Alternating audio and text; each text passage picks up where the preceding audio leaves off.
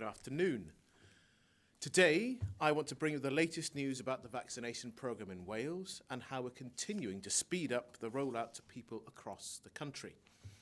I also want to focus on some new development to support people with long COVID. I'll start by saying once again, and for the avoidance of any doubt, that vaccination is our number one priority. No vaccines are being held back. We're doing everything we can to make vaccines available to everyone in Wales as fast as we can. We've made a good start since the Pfizer vaccine was approved just 6 weeks ago. The latest figures show almost 176,000 people have had their first dose of the vaccine. More than 10,000 people every day are now receiving their first dose of the vaccine. That's equivalent to 7 people being vaccinated every minute in Wales.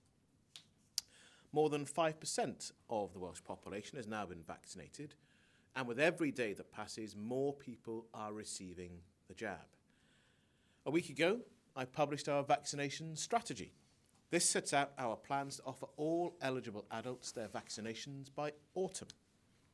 We're making good progress towards our first milestone by offering everyone in the first 4 priority groups a vaccination by mid-February. This includes all frontline health and care staff, everyone living and working in care homes, everyone over the age of 70 and over, and the 130,000 people who are in the extremely clinical vulnerable group, otherwise known as a shielding group. Every week, our vaccination programme is getting faster as more clinics are opened and more vaccines are available for the teams of healthcare professionals who are giving vaccines across our country. 28 vaccination centres are open today, and this will increase to 45. There are more than 100 general practices providing vaccines. This will rise to over 250 over the next fortnight. We're developing community vaccination centres, which will bring together GPs, dentists, pharmacists and optometrists to deliver the vaccine. 9 out of 10 of our vaccination centres are open 7 days a week, and GP-led clinics will also be open on evenings and weekends. This week, our vaccination programme will move up another gear. Supplies of the Oxford AstraZeneca vaccine have increased markedly. We expect to receive almost double the amount of vaccine this week as we had in the first fortnight of the AstraZeneca vaccine being available. This means more people over 80 and more people living and working in care homes will be vaccinated in GP practices and by community nurses who are staffing the 14 mobile units. We're now vaccinating almost 1,000 care home residents every day. On Monday, the Welsh Ambulance Service confirmed it offers vaccination to all of its frontline staff. More than 60% of staff had already received their first dose, again with more being vaccinated every day. This week, we will provide a further 60,000 Pfizer vaccines for use in our mass vaccination centres, almost double the number available in the previous week. Every vaccine we receive is going to people who need them. Vaccines are not being held back. Every day, we're vaccinating more and more people. A small army of people is working with our NHS around the clock to make sure we're all protected against this terrible virus. And we have very low wasted rates in Wales. Only around 1% of vaccines have not been used. We remain in a race against the virus, not so with other countries in the UK. When we look, though, at the pace of vaccination in Wales, our rate is well above those of most other European countries. I now want to turn to a new development to help support people who are suffering what is commonly known as long COVID. Most people who have COVID-19 will feel better in a few days or weeks and go on to make a full recovery. But for some people, their symptoms will last much longer. NICE, the health watchdog, has defined long COVID as lasting for more than 12 weeks. Research suggests that as many as 1 in 10 people who have had COVID-19 could be affected. The symptoms range from fatigue and breathlessness to not being able to think straight, chest and muscle pain. For some people, it can be a cycle of improving and then feeling worse again. Today we're launching a new app, the first of its kind, as part of the wider support available to people who are experiencing the long-term effects of coronavirus. The bilingual app has been developed by our NHS Wales Respiratory Health Group, and it provides people with a personal coach to help them on their road to recovery. It features more than 100 videos and links to advice and allows people to record their symptoms, track their progress, and learn to manage their symptoms at home with support. Therapists, psychologists, dietitians, and consultants have all provided advice together with a general practice lead. Before I take questions, I do want to say a few words about the national situation. We are now starting to see real falls in cases of coronavirus across Wales, including in North Wales. Nationally, the incidence rate has fallen below 300 cases in 100,000 people for the first time in a long time. While cases are still high and the situation is still serious, everyone has put in so much hard work and sacrifice into following the rules and doing the right thing, to protecting yourself and each other over these last few weeks. We are making real and increasing progress with our vaccination programme, but we continue to need your help. It's so important that we all carry on following the rules and doing the right thing. That means staying at home, protecting our NHS, and saving lives. Together we all have a part to play in keeping Wales safe. Thank you. I'll now take questions from journalists, and as usual, all the answers will be broadcast on our social media channels. And the first question today is from James Crichton-Smith from ITV Wales. Minister, thank you. I want to start with alleged breaches of COVID rules in the Cynhadledd by Cynhadledd members or on the Cynhadledd estate. Paul Davies and Darren Miller have said, "We recognise that what was part of a day's work would not be seen to be following the spirit of COVID rules at the time."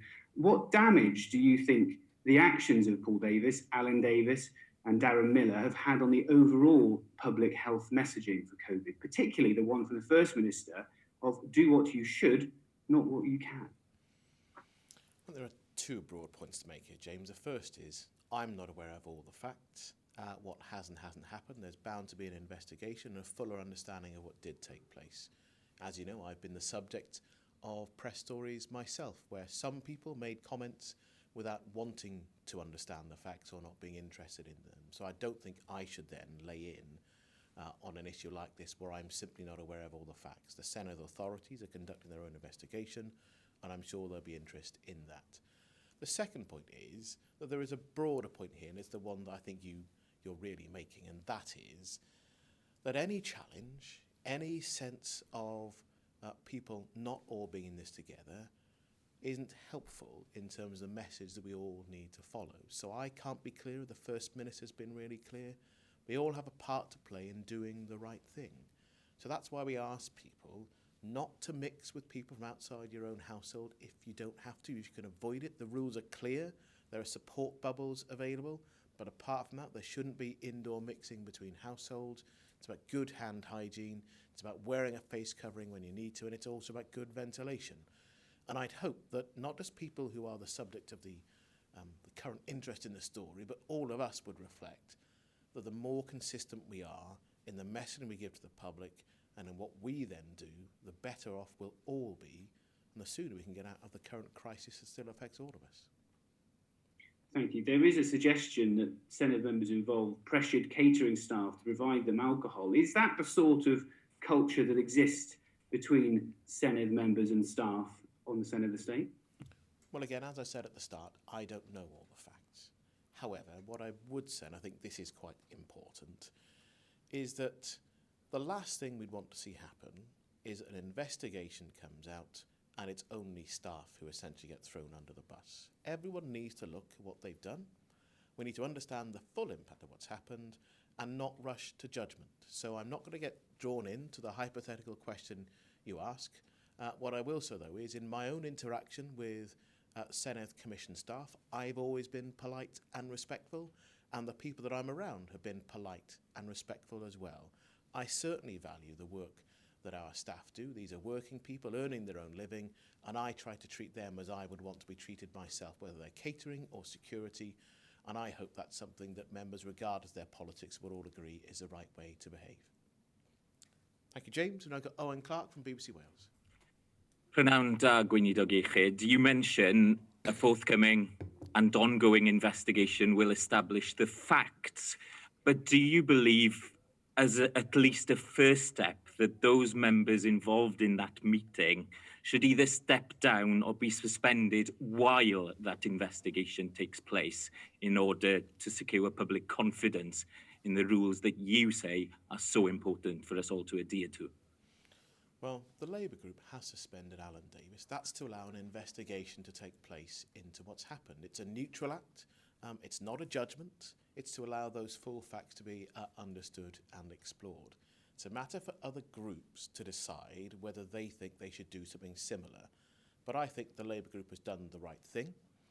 And it's important, as I say, this isn't a judgment on the member for Blaenau Gwent. This is really about allowing that investigation to take place. So there are questions for other people to answer rather than me, I think, on the conduct of other political groups. I just need to be clear that as the Health Minister, this is a health crisis and an economic one, and the way through this is for all of us to pull together and to do the right thing. Gyda'r, thank you. On several occasions yesterday on vaccine rollout, you said you were confident that 7 in 10 people over 80 years old and 7 in 10 people who live and work in care homes will have received their first jab by the end of this week. Can you share with us the operational data perhaps that you base that confidence on? And can you commit to publishing the data perhaps on Monday that allows us to independently assess whether those figures have been reached? So my understanding of the data is the majority of care home residents have already had a vaccine, in that around about 7 in 10 staff working in a care home have had their vaccine on the first dose of the vaccine. On the other figures, I need to see what those are, but in the weekly data that we're going to publish, the dashboard I referred to previously, and I issued a written statement about this at the start of this week. We're going to start publishing that information from tomorrow, so every week there will be an update. We're obviously also publishing the daily figures, and there's been a significant increase again. We went up 10,000 yesterday's figures. We've now gone a further 14,000 of the figures we published today. So the broad rate is increasing. And as I said in my opening, the significant increase in AstraZeneca supplies gives us confidence we'll make a really significant dent in the number of people over 80 who still are awaiting their vaccine.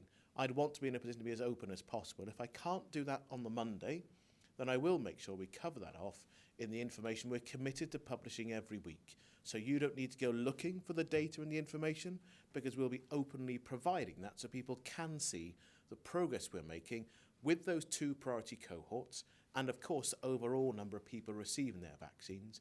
And I'm confident enough to be able to say that because we already know that Powys is already issuing invitation letters to over 70s because of the progress it's made in care homes and over 80s, and other health boards expect to follow over the next week or so. So that really does show the pace is picking up, and I'm confident that the information we publish over the next week or two will confirm that we've done exactly what we set out to do. Thank you, Owen. I've now got Mark Smith from Wales Online. Thank you very much indeed, Health Minister.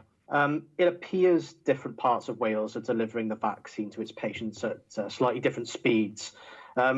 Health boards are also not publishing the same level of data on how many people in each priority group have been given their first dose. With this in mind, how is the Welsh Government trying to get consistency between health boards across Wales in the rollout of this vaccine? Well, we're looking for a consistent approach, but it's a simple fact that at the start of this, when we only had the Pfizer vaccine, of course, and there was a mass vaccination centre in each health board, Powys was able to get on and do a disproportionately larger number of their residents. And it's a credit to the team at Powys Health Board that they've been able to do so, and they've then supported health boards to their north, south and west in terms of their ability to provide additional options for them. That's why Powys are in the first position of offering over 70s appointment letters, and that's really good news. There is, though, a broadly consistent approach. What we have to understand, though, is that there are individual challenges around that. For example, here in Cardiff, we know that the initial mass vaccination centre had to pause its delivery for a couple of days because it had a minor COVID outbreak within its staff. That meant activity couldn't take place, so it was then in a different position to other health boards. As I said in answer to Owain Clark, we'll be publishing regular weekly data so people don't need to go searching for the information because we'll be providing it. And we've done that from the outset in the way we've regularly published a summary of the scientific evidence we receive, so people don't need to ask freedom of information requests because we're providing it. We've been open with the data we have, we'll continue to do that, and as well as understanding what each health board are doing to achieve their approach, it also depends on local relationships with general practice, with pharmacies. I can say, though, I'm delighted with the response from our primary healthcare professionals. There's a real thirst to get involved and to help, and we're going to see that as the programme continues to increase and the pace continues to move on. So I'm confident we'll see high levels of achievement in every health board, but we're also taking opportunities in the vaccination programme board that I attend every week to look and to learn from what takes place around Wales, both to share problems, but also to look to share answers as well, because we really are all in this together. Thank you very much indeed. And secondly, as you mentioned earlier on, Public Health Wales figures published yesterday showed that the case rate per 100,000 people has now gone below 300 for the first time in a long time. However, the positivity rate of testing is still reasonably high at 17%. With these two important figures in mind, do you think there is any chance of restrictions being eased ahead of the next Welsh Government review on January the 29th? Or do you believe a more prolonged and strict lockdown approach is needed to prove effective? Well, I can't prejudge the Welsh Government decision, but what I would say is, and I've said this before, no one should expect any sort of significant easing at the end of the next review period at the end of January. Our case rates are still relatively high. It's good news that we've gone under 300 cases per 100,000. So the progress is in the right direction at present. We've also seen a drop in the positivity rate. It wasn't that long ago that nearly 1 in 4 people who tested were testing positive too. So we're seeing a reduction in that positivity rate in a material amount, but it's still really quite high. So our case rates remain high, our positivity rates remain high, and as you know, Mark, our NHS is still under significant pressure. We've seen a slight easing on the pressure in critical care, but it's still operating at nearly 150% of its capacity. So there is a very slight easing. So that's where we've got to be really cautious, because if we come out of level 4 too soon and too fast, we could well see a rebound in COVID rates, and we could end up doing something that overwhelms our health service with all the harm that that would cause to our staff and people who need our health service. So people shouldn't expect any significant easing at the end of this current phase, but the government will have to look at all of the detail, all of the information, and obviously take account of the advice we'll receive from the Chief Medical Officer and our scientific advisors. As ever, you can expect to hear from the First Minister once the government has concluded that review. Thank you, Mark. I've now got Dan Bevan from LBC. Thank you, Health Minister. Good afternoon. There's going to be a vote next week in the Welsh Parliament about legislation that could postpone the Cynhadledd election. Now, I understand that the Welsh Government's stance on this is that you don't want the election to be postponed. Nevertheless, you're pressing on with this emergency bill. Considering that there have been elections held in democracies far bigger than Wales's, during the height of the pandemic, and of course mail-in voting could be a lot more important in this election as well, there's really no reason why the election couldn't be held on May 6th, is there? And if there is, then what could you expect would be to postpone it? I just don't think it's sensible or responsible at all to say there's no reason why the election couldn't go ahead. It's the clear preference of the Welsh Government for the election to proceed as planned, for our democracy to be reviewed, for the people to make a judgment on who they want to represent them and make decisions for them here in Wales for the next phase of the unfinished COVID crisis. Because even by the first week of May, we can be confident that there'll still be a great many more difficult choices to make before we can say the pandemic is over and before we're then into what I believe will be a full term of recovery from the economic crisis that COVID has caused, as well as the health crisis. Now, this is a a piece of legislation to guard against the possibility that COVID rates are so significant that we can't have an election. And if we're in the same position that we were, say, or even are today or a few weeks ago, I think it would be difficult to have an election, not necessarily impossible, but part of the challenge are very practical, Dan. That's why in engaging around this work, the government and the Cynhadledd Commission members, the Cynhadledd Commission staff have engaged also with local government, election officers who have to run these elections. It's not quite as simple as being able to turn the tap on and move everyone to having a postal ballot. So there are real practical challenges to go through, but it is absolutely a last resort to have a delay in the election. And I very much look forward to being able to understand and receive the judgment of my electors in Cardiff South and Penarth and right across Wales, and to renew democracy here in Wales for the next difficult and challenging term ahead. But I think we can do so with a sense of optimism too, because of the hope that the vaccines are giving us.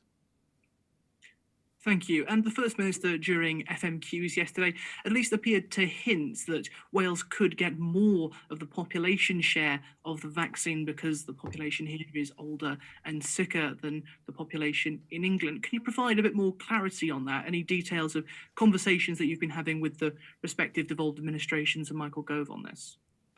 Well, not just in the conversation with Michael Gove that the First Minister's been having and also with other First Ministers across the UK, but this really comes from the Prime Minister saying that there should be an expectation for the first 4 priority groups to have all received their first vaccine by the middle of February. Now, on population shares, we have a disproportionately higher number of people in those first 4 groups.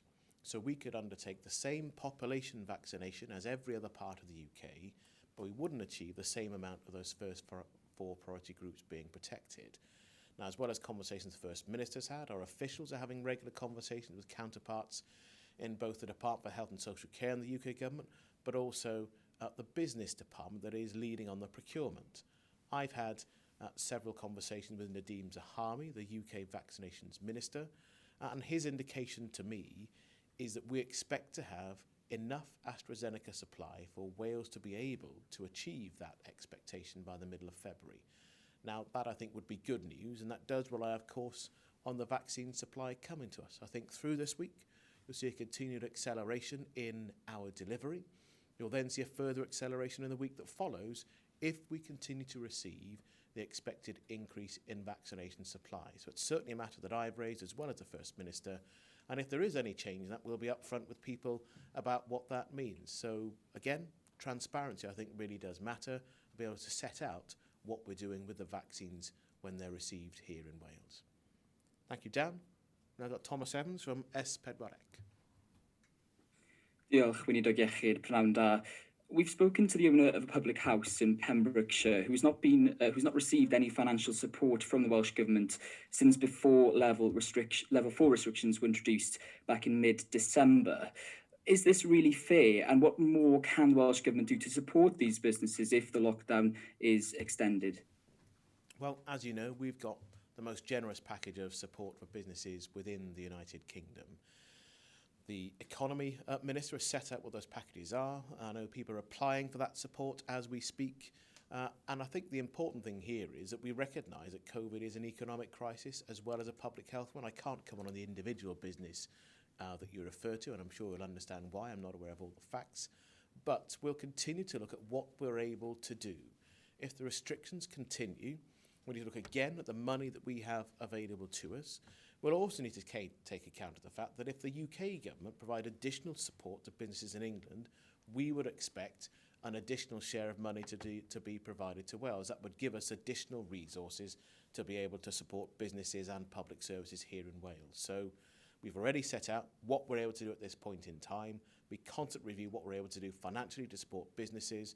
And as I say, this government recognises full well there is a public health crisis, and it's also an economic one, which is why I say that the next Parliament term will be about economic recovery as well as recovery of our healthcare system. Diolch am hynny. And today, as you mentioned in your opening statement, sees the launch of a new app to help against COVID-19. This is another app launched during the pandemic. What are the costs of developing these applications, and how will their success be measured? Well, I don't have the individual figures for the app development in front of me, but it's been work done by our NHS Wales Respiratory Health Group. So we've got a range of different healthcare professionals, people involved in the third sector, all looking at how to support people. And we'll judge the success in it partly from the feedback of members of the public. It's really important to listen to them, and that's a broader point that we've been driving through the whole of this term, to understand from members of the public themselves, for them to report the measures that matter to them, the experience that matters to them as well. And because we're living through the pandemic and face-to-face time with healthcare professionals is now rather more difficult, we're actually looking to provide as much information more remotely. Now, that doesn't mean there'll never be face-to-face healthcare. Actually, that relationship-based healthcare is still really important to us. But many of us also expect to be able to access support and information in a more remote manner. Those of us who have smartphones, and the great majority of us do, expect to be able to do different parts of our daily living in a different way with the devices that many of us have.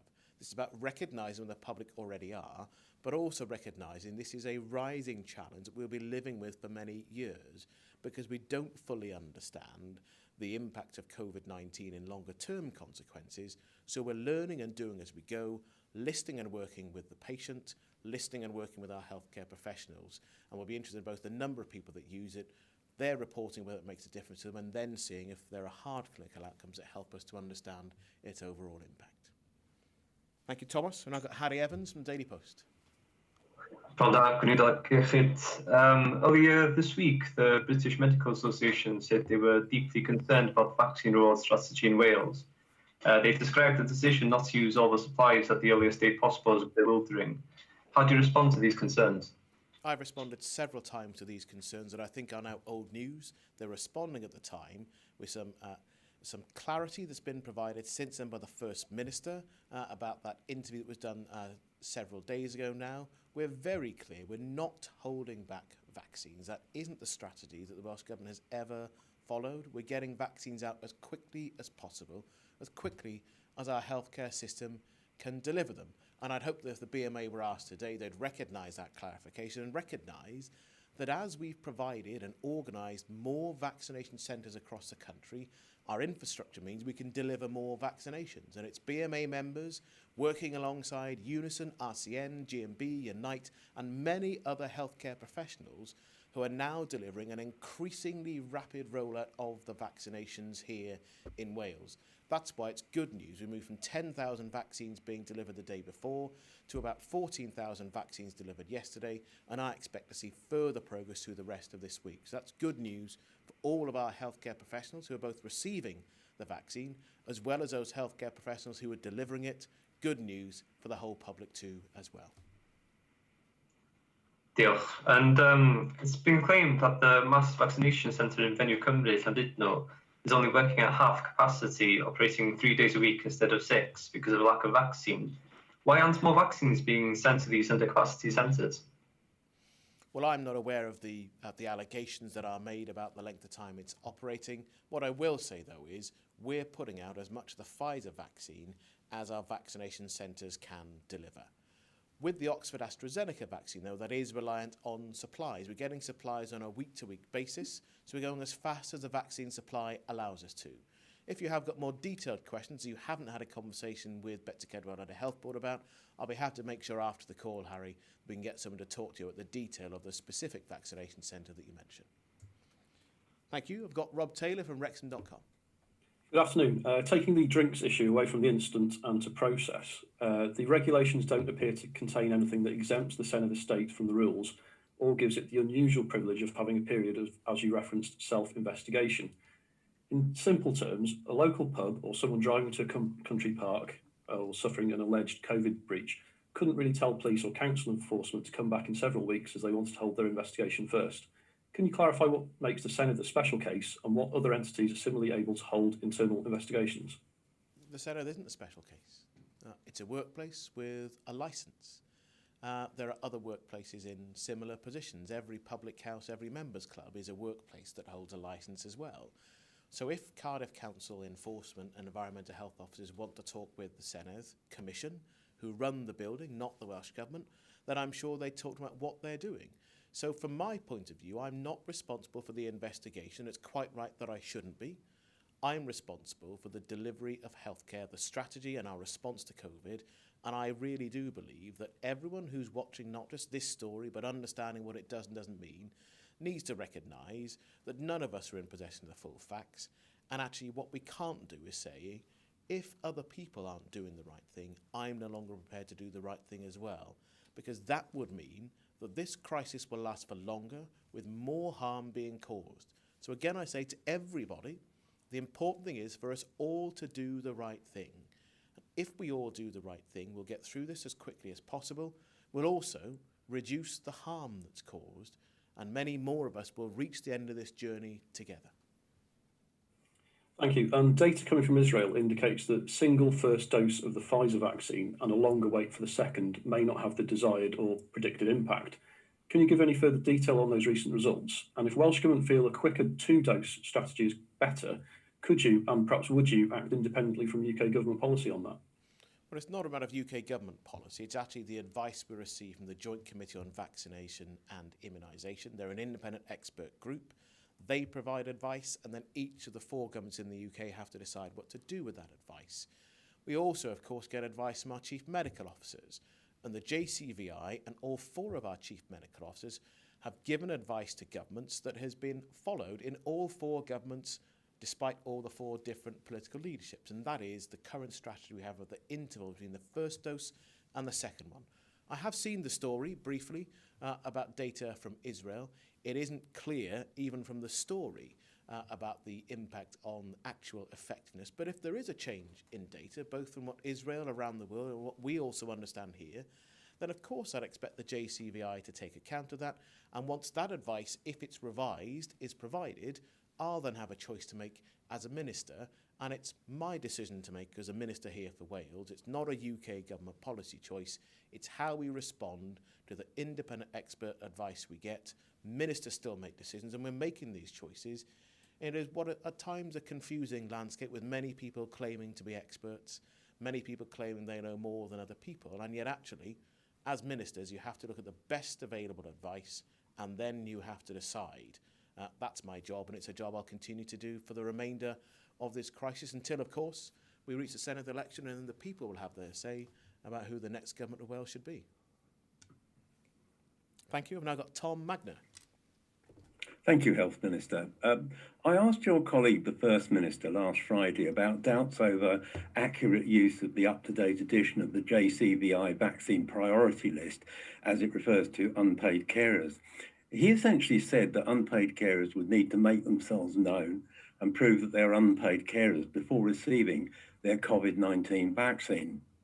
I know that you did tweet confirmation the afternoon before that unpaid carers are in band 6, but the lack of reference to the critical footnote 3 to band 6, where the reference to unpaid carers appears, has caused and still continues to cause major viewer confusion. So do you agree with your colleague, the First Minister, that the responsibility is clearly and completely on unpaid carers to, as they used to say, advance and be recognised? Well, the challenge here, Tom, is that we don't hold a central register of unpaid carers. And the challenge then is, how do we then identify people? We're working together, actually.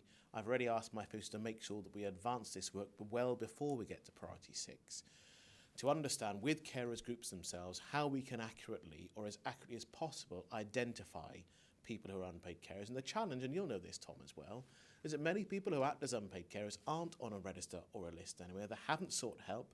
They haven't had a carer's assessment. They aren't on a caring-related benefit. So we have got a challenge in how we accurately identify people, and this will mean that we'll need to work with each other on it. And I don't think there's going to be a way through without having some carers needing to identify themselves. We need to think about how that's done, though, because the last thing I want is that we'll have a large number of calls being made from people who are concerned to general practice, to pharmacists or others, because actually we're trying to make sure that our system isn't overwhelmed. That's why it's important we work through this with carers organisations and our NHS to how as fairly and as promptly we can do this. And then, of course, we'll provide clarity well in advance of reaching Priority Group 6. And, of course, Tom, we'll make sure that you and your listeners are aware.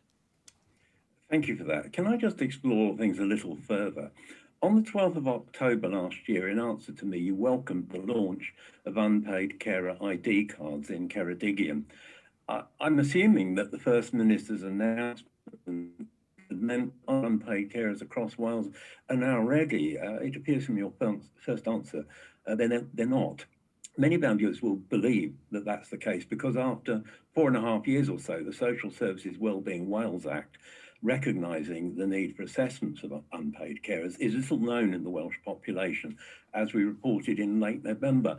Are effectively our viewers back at square one in terms of being properly included in society, especially in vaccination measures?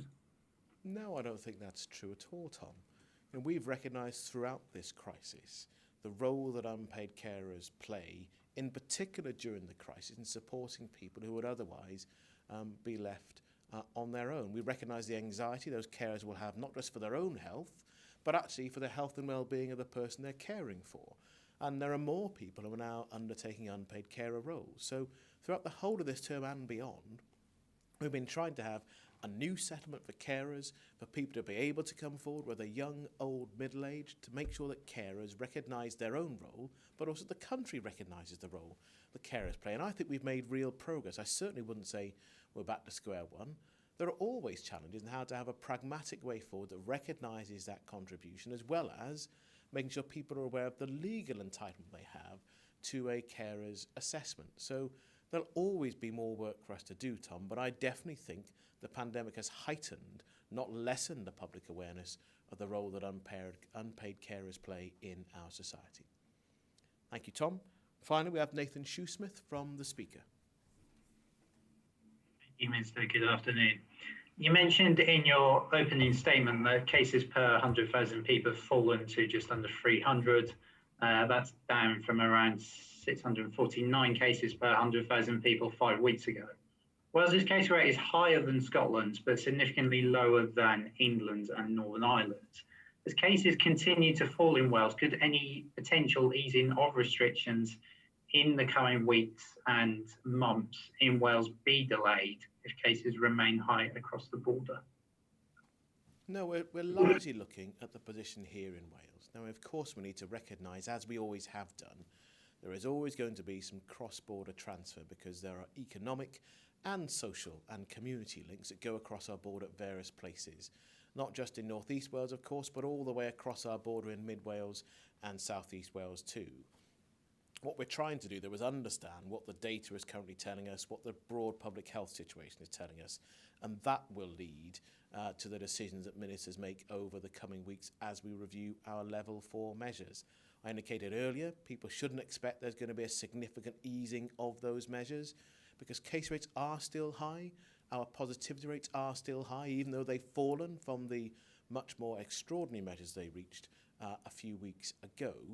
We also know that pressure on our health service means that we don't want to see another bump in cases, which will inevitably lead to more people needing to come into hospital for care and treatment, and that will inevitably lead to more people losing their lives in larger number as well.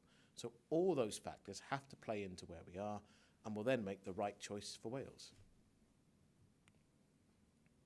Thank you. And finally, a new study by BioNTech and Pfizer has found that their COVID-19 vaccine is likely to be effective against the new strain of coronavirus. Would you welcome that? And what would you say to people that are still not 100% sure whether they want to take a vaccine? How confident are you that vaccine take-up is high? So it's always good news to hear more about the effectiveness of the vaccines that we currently have and have been approved by our independent regulator. The concern that potential new strains may affect vaccine effectiveness is obviously a key concern for ministers in all 4 governments across the UK, not just a concern for me here in Wales. So we continue to take interest in those new variants. That's why we've taken pretty extraordinary measures in terms of international travel because of the concern around new variants and what they might mean for us here. I'd say to anyone who's watching this is concerned about having a COVID vaccine, the decision to regulate and approve for use any of the COVID vaccines isn't in the hands of a politician anywhere here within the United Kingdom. as an independent regulator that looks at all of the advice to clinical trials to decide whether the vaccine is safe and effective. It's only if that independent regulator, that MHRA, approves that vaccine that it can be used. So if people are scared, concerned about fake news and anti-vax stories on social media and others, I'd ask people to look again at the evidence and to look again at the harm that COVID has caused. If we can find a way to prevent more hospitalisation, find a way to prevent deaths, then we should be prepared to do so. I certainly look forward to having my vaccine when it's my turn, and ask everyone, when it's your turn, please be ready. Please have the vaccine, because you'll be taking care of yourselves, your loved ones, and other people you may otherwise never get the chance to meet. Thank you all very much, and I look forward to seeing you and talking to you again next week, if not sooner.